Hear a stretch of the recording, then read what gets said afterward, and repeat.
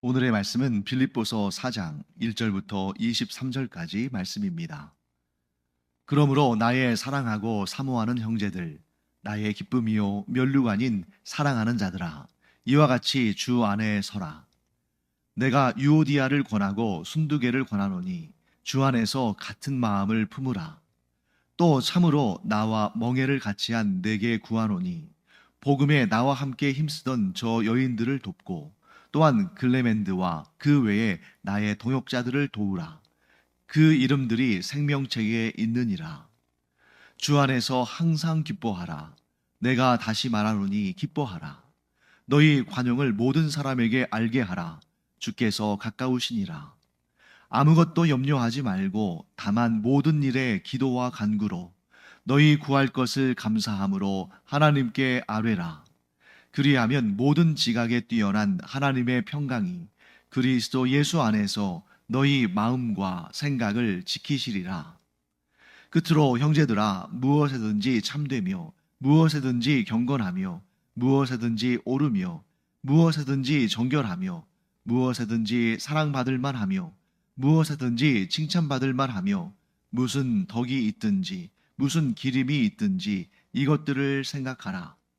너희는 내게 배우고 받고 듣고 본 바를 행하라. 그리하면 평강의 하나님이 너희와 함께 계시리라. 내가 주 안에서 크게 기뻐함은 너희가 나를 생각하던 것이 이제 다시 싹이 남이니 너희가 또한 이를 위하여 생각은 하였으나 기회가 없었느니라.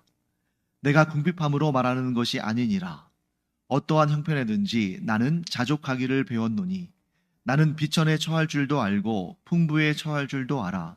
모든 일, 곧 배부름과 배고픔과 풍부와 궁핍에도 처할 줄 아는 일체의 비결을 배웠노라. 내게 능력 주시는 자 안에서 내가 모든 것을 할 수 있느니라. 그러나 너희가 내 괴로움에 함께 참여하였으니 잘하였도다. 빌립보 사람들아, 너희도 알거니와 복음의 시초에 내가 마게도냐를 떠날 때에 주고 받는 내 일에 참여한 교회가 너희 외에 아무도 없었느니라. 데살로니가에 있을 때에도 너희가 한 번뿐 아니라 두 번이나 나의 쓸 것을 보내었도다. 내가 선물을 구함이 아니요 오직 너희에게 유익하도록 풍성한 열매를 구함이라. 내게는 모든 것이 있고 또 풍부한지라. 에바브로디도 편에 너희가 준 것을 받음으로 내가 풍족하니 이는 받으실 만한 향기로운 제물이요 하나님을 기쁘시게 한 것이라. 나의 하나님이 그리스도 예수 안에서 영광 가운데 그 풍성한 대로 너희 모든 쓸 것을 채우시리라. 하나님 곧 우리 아버지께 세세 무궁하도록 영광을 돌릴지어다. 아멘. 그리스도 예수 안에 있는 성도에게 각각 문안하라. 나와 함께 있는 형제들이 너희에게 문안하고 모든 성도들이 너희에게 문안하되 특히 가이사의 집 사람들 중 몇이니라. 주 예수 그리스도의 은혜가 너희 심령에 있을지어다. 자, 이제 빌립보서의 마지막 장인 4장을 우리가 함께 읽었습니다. 자, 이 4장을 읽을 때 우리가 무엇을 느낄 수가 있냐면 바울과 빌립보 교회 성도들 사이의 그 관계가 얼마나 좋은가, 얼마나 끈끈한 애정으로 또 연결되어 있는가 하는 것을 보게 됩니다. 그래서 1절 말씀 보시면 그러므로 나의 사랑하고 사모하는 형제들, 나의 기쁨이요 면류가 아닌 사랑하는 자들아, 이렇게 말하는 것을 보면 여러분 다른 성경에서 어떤 개인이나 어떤 교회 공동체를 향해서 이렇게 사랑, 사모, 사랑 이렇게 반복적으로 말하고 있는 것을 본 적이 없죠. 그만큼 빌립보 교회는 바울의 유럽 선교의 첫 열매였을 뿐만 아니라 오늘 본문에서도 우리가 읽은 것처럼 여러 번 바울을 위해서 헌신적인 도움을 주었던 교회들입니다. 교회 공동체입니다. 그런데 그것도 예를 들면 이 유럽의 선교가 주로 이제 그리스를 중심으로 이루어졌는데 그 순서대로 본다면 북쪽에서 남쪽으로 내려왔죠. 맨 북쪽에 빌립보 교회, 그 다음에 데살로니가 교회, 그 다음에 베레아 교회, 그 다음에 아테네 교회, 그 다음에 고린도 교회, 이렇게 위에서부터 쭉 내려오는데 그 중에 가장 부유한 공동체는 고린도 교회였습니다. 고린도 교회 공동체는 굉장히 부유한 교회였어요. 반면에 가장 가난한 교회는 빌립보 교회와 데살로니가 교회가 아마 앞서거니 뒤서거니 할 거예요. 지금도 마찬가지지만 이때에도 이 그리스의 북쪽인 마게도냐 지역은 굉장히 형편이 어려웠습니다. 반면에 남쪽 이 아테네나 아덴이라고 성경에 되어 있죠. 고린도 이쪽은 부유했어요. 그런데 바울이 지금 너무나도 힘들고 어려운 감옥에 갇혀 있는데 일종의 이 가택연금이죠. 그런데 그 가택연금에 필요한 모든 비용, 주거 비용과 식비와 이 모든 비용을 자기가 스스로 감당해야 했던 이런 어려운 형편 가운데, 사실 여러분 데살로니가 교회 같은 곳에서 바울이 복음을 전할 때는 바울은 상당히 경제적으로 여유가 있었다고 볼 수도 있습니다. 왜냐하면 복음을 전하면서 동시에 장막을 만드는, 즉 텐트를 만드는 일을 겸하여서 했거든요. 왜냐하면 이 그리스 지역의 사람들은 바울이 전하는 복음을 바울이 돈을 받고 파는 그러한 좀 얄팍한 지식이나 지혜로 여길 가능성이 있었거든요. 자, 이 소아시아 지역, 이 아시아 지역은 상대적으로 이렇게 좀 이 복음을 전하는 사람들에 대한 인식이 그렇게 나쁘지 않았는데, 반면에 이 그리스 지역에는 복음을 전하기 전부터 이런 부류의 사람들에 대한 사람들의 어떤 좀 일종의 깎아내리는, 좋지 않게 여기는 그런 부분이 있었습니다. 왜냐하면 이 그리스 지역은 우리가 잘 알다시피 철학으로 유명하잖아요. 그런데 이 그리스 지역에는 어떤 사람들이 많았냐면 떠돌이 철학자들. 그래서 여기저기 이렇게 떠돌아다니면서 어느 한 곳에 정착하지 않고 여기저기 떠돌아다니면서 복음을, 그들의 그 철학이나 사상을 전하는 그런 그 떠돌이 철학자들이 많았습니다. 그런데 만일 그들처럼 바울이 가는 곳마다 자기에게 배우는 사람들에게 일종의 도움을 받아서 또 주거와 또 생계와 또 음식을 제공받고 이렇게 했다면 이스라엘 같은 이 아시아 지역에서는 별 문제가 안 되는데, 이 그리스 지역에서는 어떤 오해를 받을 수 있냐면 돈 받고 판다. 자기의 생계를 유지하기 위해서 철학이나 사상을 파는 그런 떠돌이 혹은 뜨내기 사상가들이나 다를 바 없다고 생각했을 것이기 때문입니다. 그렇기 때문에 바울은 이 복음이 그런 떠돌이 철학자들이 전하는 그러한 얄팍한 지혜나 지식과는 같지 않다는 것을 그들에게 알리기 위해서 돈을 받지 않았어요. 즉 예를 들면 오늘날로 따진다면 사례비나 혹은 지원금이나 후원금을 받지 않고 전적으로 자기가 일을 해서, 낮에는 일하고 주로 밤에는 가르치고 하는 그런 일을 했습니다. 그런데 바울이 지금 이제 로마에 있는 감옥에 갇혀 있는 동안에는 경제 활동을 할 수가 없잖아요. 그러니까 자기가 가지고 있는 얼마 되지도 않는 그 돈마저 이 가택연금 상태에 있는 그 상태에서 주거비로, 식비로 사용을 해야 되는 그런 상황입니다. 그 소식을 듣고 빌립보 교회의 성도들이 도움을 보낸 거예요. 누구를 통해서? 에바브로디도를 통해서. 물론 다른 교회 공동체들도 도움을 보냈는지 보내지 않았는지 우리가 알 수는 없지만, 이렇게 명시적으로 내가 이렇게 궁핍할 때, 힘들 때 너희가 이렇게 나에게 도움을 주었다 라고 바울이 직접적으로 고백한 교회는 이 빌립보 교회밖에 현재로서는 없다고 볼 수 있습니다. 물론 다른 교회 공동체들도 도움을 줬을 거라고 저는 생각합니다만, 이렇게 빌립보 교회만큼 열심히 바울을 도운 교회 공동체도 흔치는 않다 하는 것을 우리가 염두에 두고 이 본문의 말씀을 봐야 됩니다. 자, 2절 말씀 볼까요? 내가 유오디아를 권하고 순두개를 권하노니 주 안에서 같은 마음을 품으라. 여러분, 여기서 권한다는 말이 무엇인지를 우리가 좀 주의 깊게 봐야 됩니다. 보통 권하다 할 때에는 두 가지 의미가 있죠. 하나는 추천한다. 내가 유오디아라는 사람과 순두개라는 사람을 너희에게 추천한다. 이렇게 해석할 수도 있는데, 여기에서는 그런 뜻이 아니라 여기서는 권면하고 권징한다. 즉 그들의 잘못에 대해서 내가 책망한다. 이런 뜻입니다. 자, 유오디아라는 여인이 있습니다. 순두개라는 여인이 있어요. 이 유오디아와 순두개는 헬라어로 여성의 이름입니다. 자, 이 여인들을 책망하는 거예요. 권면하고 권책하는 것입니다. 왜 그럴까요? 그 이유는 정확히 알 수가 없어요. 우리가 이 본문에는 정확히 나와 있지 않으니까. 하지만 2절 후반부에서 그 이유를 추측할 수가 있죠. 뭐라고 말합니까? 주 안에서 같은 마음을 품으라. 자, 여기에서 주 안에서 같은 마음을 품으라 하는 것은 빌립보 교회의 성도들 전체에게 하는 말이 아니에요. 누구에게 하는 말입니까? 유오디아와 순두계에게. 너희들이 지금 서로 다른 마음을 품고 있으니 너희가 내 말을 듣고 겸비하여 같은 마음을 품으라. 자, 이렇게 말하고 있는 것입니다. 자, 뭐 좀 구체적으로 길게 그 내용을, 그 배경을 바울이 썼다면 우리가 이해하는 데 도움이 되겠지만 간단하게 이렇게 썼어요. 왜 그랬을까요? 이 편지가 지금 어디에 보내는 편지입니까? 빌립보 교회 공동체에게 보내는 편지잖아요. 그러니까 그 사람들은 다 알고 있는 거죠. 이 문제가 빌립보 교회 공동체에 다 알려진 문제예요. 아마도 빌립보 교회 성도들이 이 에바브로디도 편에 자신들의 문제를 기록한 편지를 바울에게 보낼 때 거기에 이 내용이 있었을 겁니다. 그러니 자기가 반복할 필요가 없죠. 이미 다 알고 있는 내용이니까 거기에 해법을 줍니다. 같은 마음 품어라. 저는 여기에 대해서 몇 가지 추론할 수 있다고 봅니다. 첫째, 이 둘은 유오디아와 순두계, 이 둘은 여인이다. 왜요? 헬라어 이름으로 여성들의 이름이거든요. 두 번째, 이 둘은 빌립보 교회 공동체에서 상당히 중요한 역할을 담당했을 것이다. 자, 이들이 중요한 역할을 담당하지 않았다면 이렇게 직접적으로 이름을 불러가면서까지 권면할 필요는 없겠죠. 그들이 상당한 영향력을 행사하는 중요한 직책을 맡은 사람들이었을 것이다. 세 번째, 이 둘 사이에 갈등이 있었다.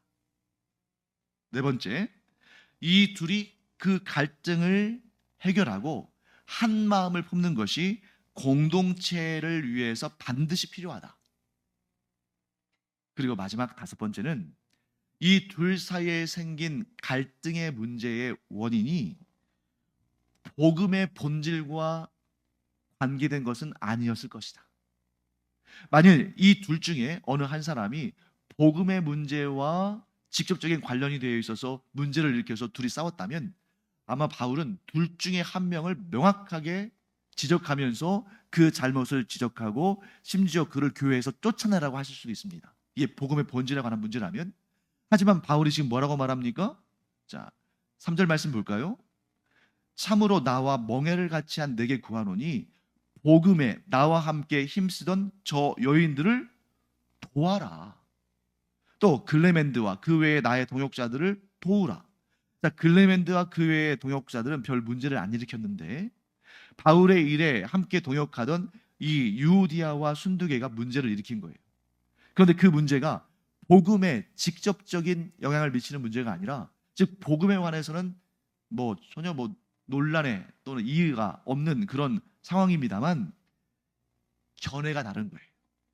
견해가 예를 들면 이런 거겠죠.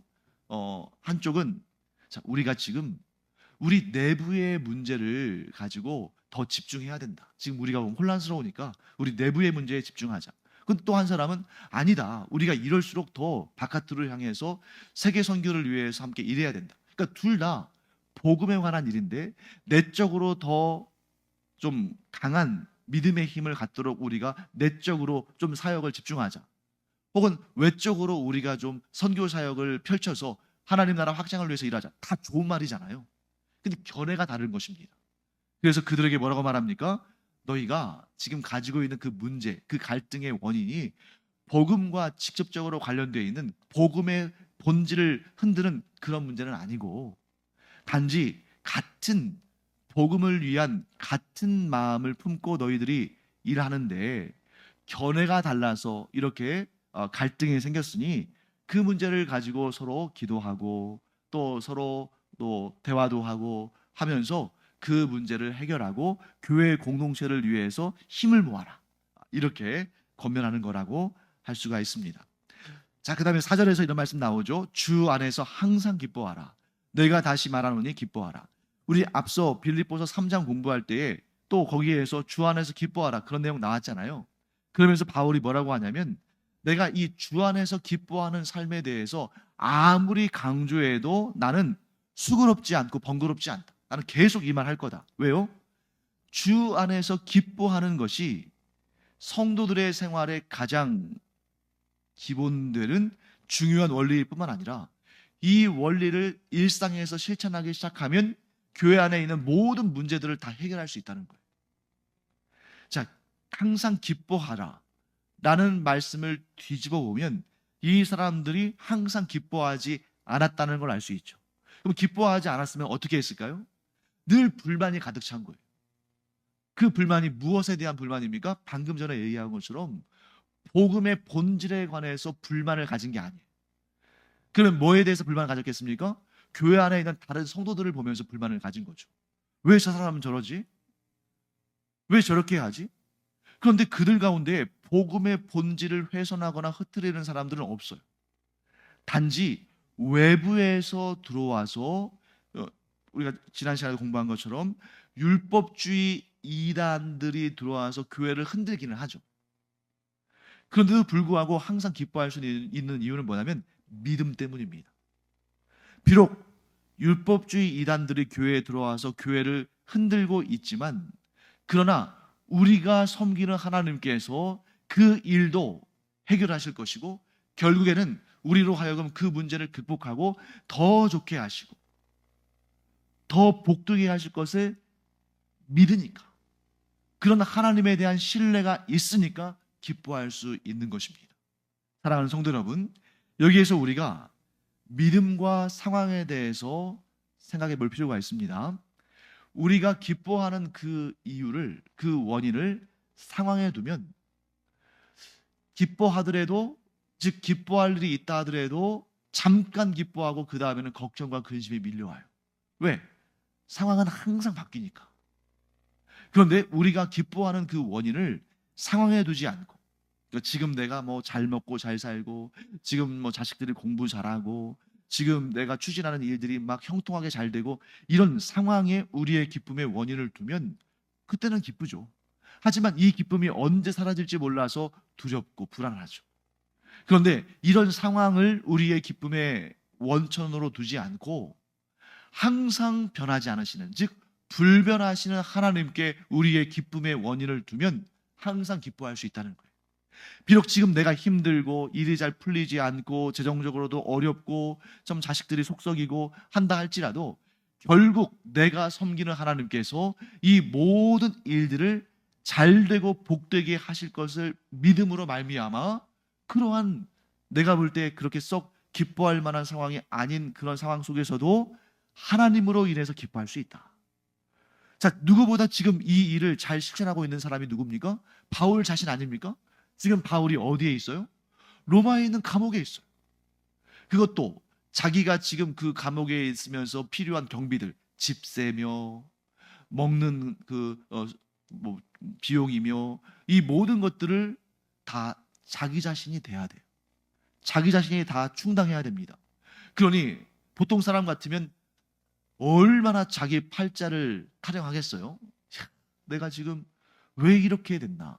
내가 하나님을 믿고 내가 예수 그리스도의 복음을 전하는 사람인데 어떻게 하나님은 나를 감옥에 갇히게 하시고 또 거기에다가 여기에서 필요한 모든 비용을 내가 지금 일도 못하는데 그 비용을 내야 되니 나는 이제 완전히 굶어 죽게 됐구나 하면서 신세 한탄을 할 수도 있는데, 바울은 자기 스스로 항상 기뻐할 뿐만 아니라 빌립보 교회 성도들에게도 항상 기뻐하라고 권면합니다.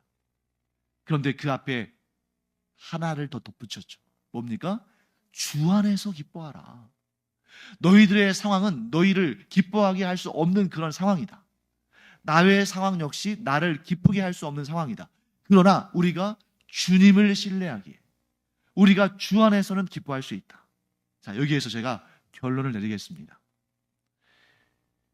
이 빌립보서의 결론은 뭐냐면 모든 것이 믿음에서부터 출발한다는 거예요. 자, 항상 기뻐한다는 것. 어떻게 그럴 수 있습니까?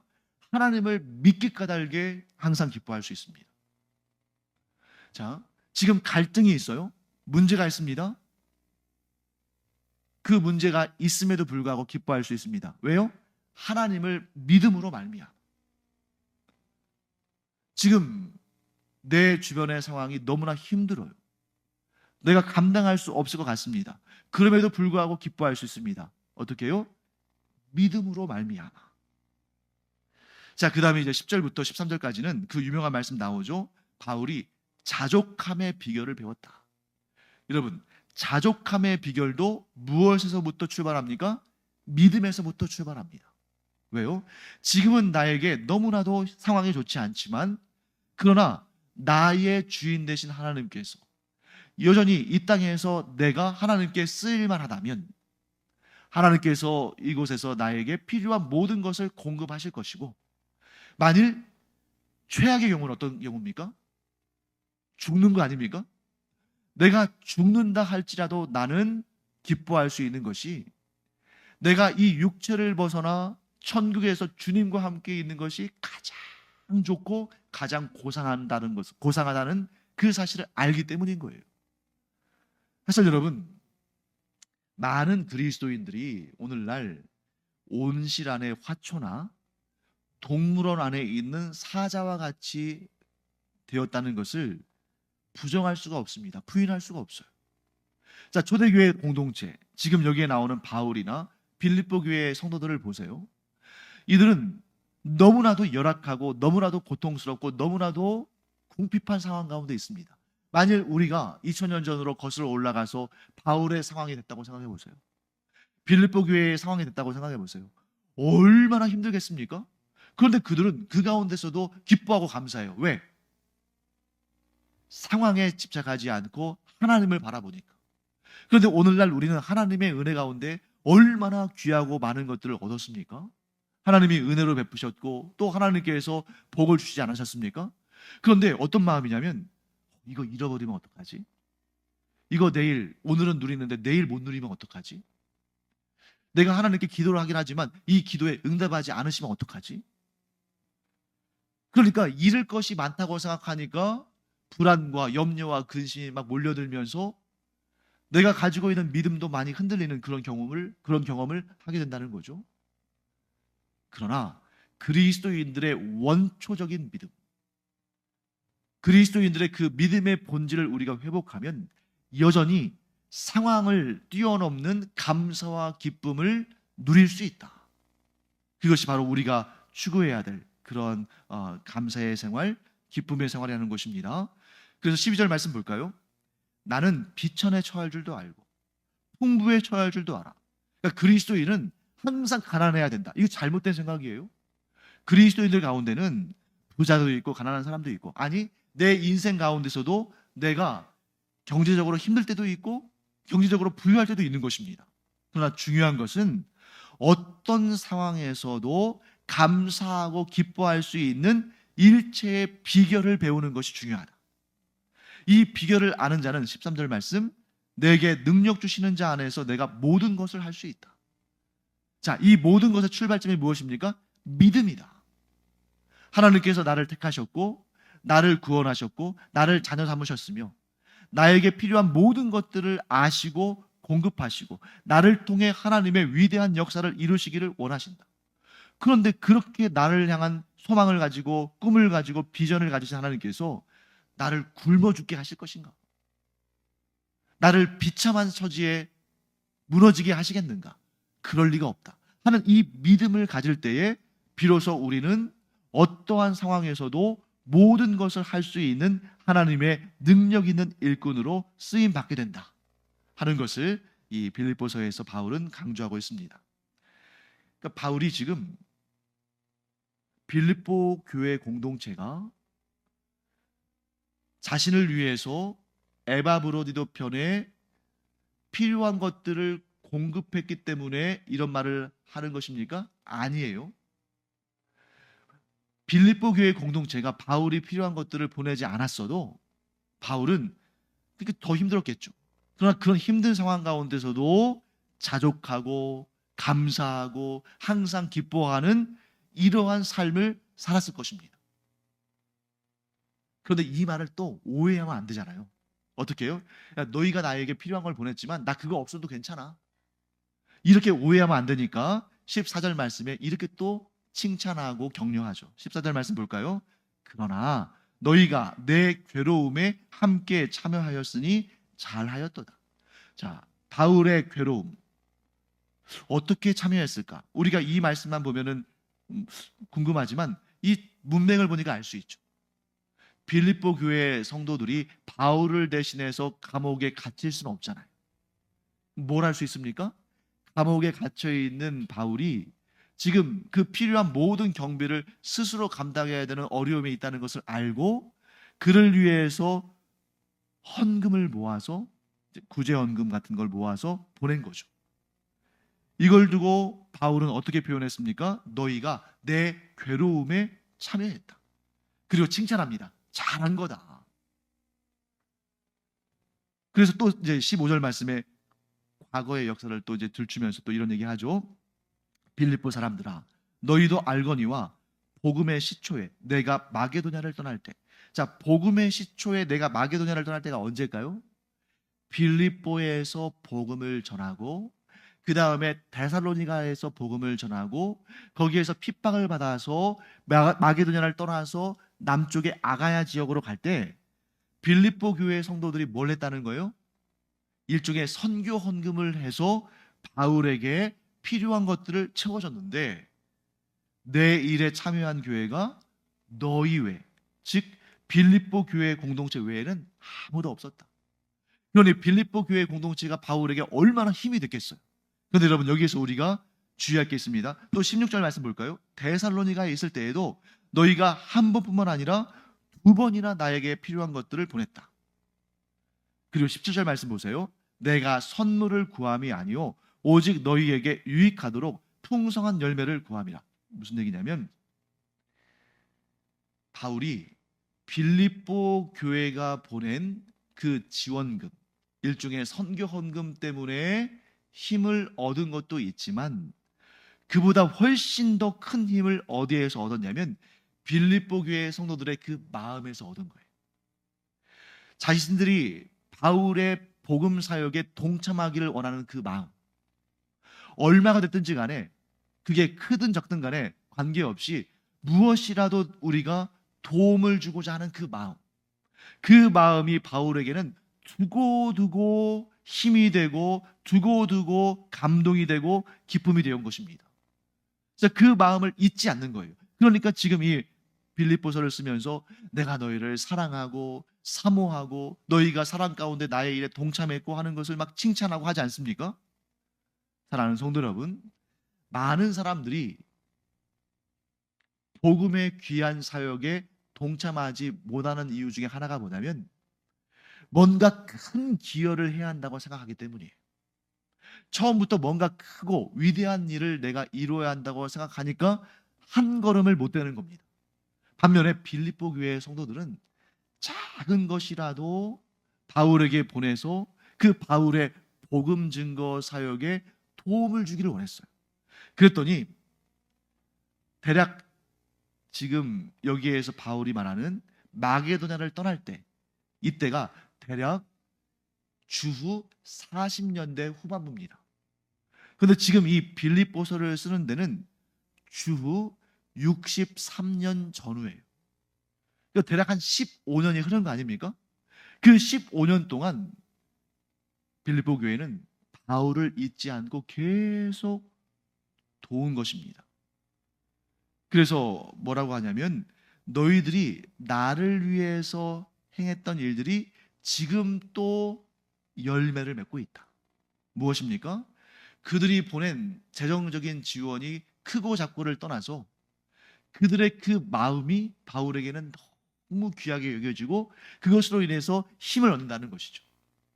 사랑하는 성도 여러분, 우리가 뭔가 위대한 일을 하려고 하면 시작하기 힘든데 내가 작은 일이나 이렇게 기도하고 또 헌금하고 또 그를 격려하고 하는 이런 일들을 통해서 내가 하나님의 귀한 역사에 동참한다 하는 이런 마음을 갖고 우리가 전도할 때에도 막 내가 이 제주 전역을 다니면서 전도할 마음을 가지면 그렇게 해야 한다고 생각하면 정말 한 걸음 떼기가 어렵겠죠.